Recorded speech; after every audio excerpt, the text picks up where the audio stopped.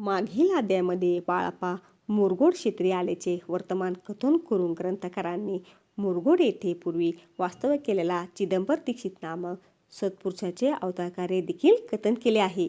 त्याच मुरगोड क्षेत्री बाळाप्पांना अक्कलकोटस्थ श्री स्वामीविषयीची माहिती सर्वप्रथम समजली. मात्र तेथील ब्राह्मणांनी बाळाप्पांना अक्कलकोट येथे जाण्याआधी गाणगापुरात जाण्याचा सल्ला दिला. म्हणून बाळाप्पा मुरगोड येथून गाणगापूरग्रामी दाखल झाले. गाणगापूर येथे मनोकामना धरून अनेक भक्तजन येत असत. कोणी संततीसाठी, कोणी संपत्तीसाठी, कोणी सुख व समाधानासाठी, तर कोणी प्रतिष्ठेच्या हव्यासाच पोटी गाणगापूर क्षेत्री दाखल होत असत.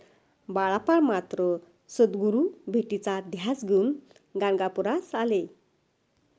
येथे आल्यावर त्यांनी स्वतःला सेवाकार्यात झोकून दिले. नित्यस्नान, माध्यान्ह स्नान, संध्यावंदन, जप ध्यान, नामस्मरण करत दिनक्रमण करणारे बाळाप्पा मधुकुरी मागून स्वतःचा उदरनिर्वाह करीत असत. पुढे महिन्याभराने बाळाप्पांना स्वप्न दृष्टांत घडला. त्या 3 यतिमूर्तीचे दर्शन त्यास घडले. त्यानंतर 15 दिवसांनी अन्य एका स्वप्न दृष्टांतामध्ये त्यांना एका ब्राह्मणाने अक्कलकोट येथे स्वामी दर्शनास जावे असे सांगितले.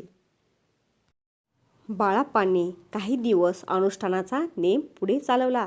त्यानंतर त्यांना काही शुभसंकेत प्राप्त झाले व अक्कलकोटात जाण्याविषयीचा दृष्टांत घडला. तेव्हा मात्र श्री नरसिंह सरस्वतीच्या वास्तवाने पुनीत झालेली गाणगापूर नगरी सोडून बाळाप्पा अक्कलकोटाकडे रवाना झाले आणि श्री स्वामीच्या सेवाकार्यास प्रारंभ करते झाले. येथून पुढे त्यांना सातत्याने साक्षात श्री स्वामीची सेवा करण्याची संधी लाभली. धन्यवाद.